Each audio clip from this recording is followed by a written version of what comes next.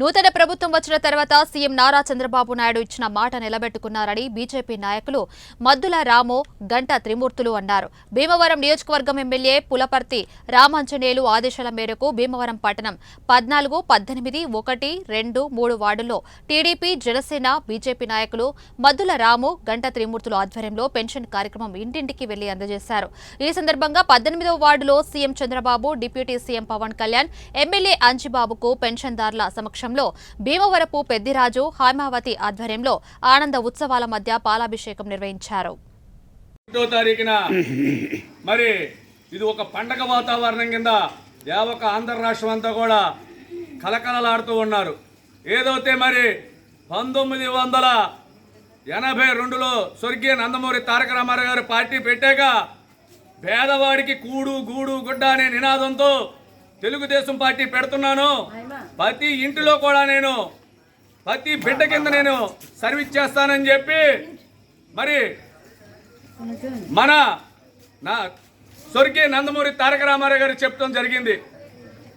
ఆ రోజున అధికారంలోకి వచ్చాక 1983లో స్వర్గీయ నందమూరి తారక రామారావు గారు కేవలం 30 రూపాయలతో స్టార్ట్ చేసిన ఈ పెన్షన్ని మరి నారా చంద్రబాబు నాయుడు గారు 4000 రూపాయల దాకా తీసుకెళ్లిన ఘనత ఈ ఒక భారతదేశంలో నారా చంద్రబాబు నాయుడు గారిది. ఎందుకంటే ఆనాడు రామారావు గారి తర్వాత ఈ రోజున జూలై 1వ తారీఖున ఏదైతే ఆయన అన్న మాట ప్రకారంగా ప్రతి ఇంటికి 4000 పెన్షన్ పంపుతాను.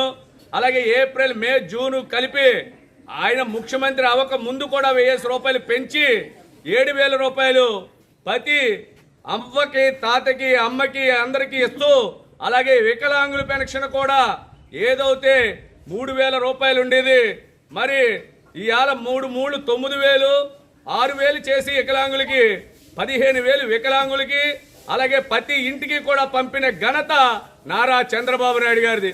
మరి ఆయన ఆశయాలకు అనుగుణంగా మరి ఏదైతే కొన్నిదల పవన్ కళ్యాణ్ గారు ఉన్నారో ఈ రాష్ట్రాన్ని అభివృద్ధి చేసేది ఏకైక నాయకుడు నారా చంద్రబాబు నాయుడు గారని ఆయనతో చెయ్య కలిపి ఈ రాష్ట్రాన్ని అభివృద్ధి చేయాలి.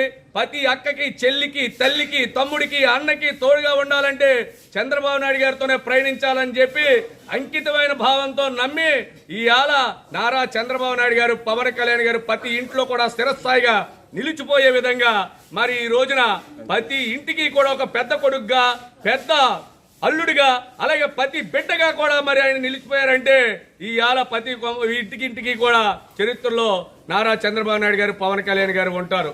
అలాగే ఏదైతే జగన్మోహన్ రెడ్డి ఒక అవకాశం ఇవ్వండి అని చెప్పి పాదయాత్ర చేసి మరి అందరినీ మోసపూర్వకమైన మాటలు చెప్పి మరి దగాకోరు మాటలతో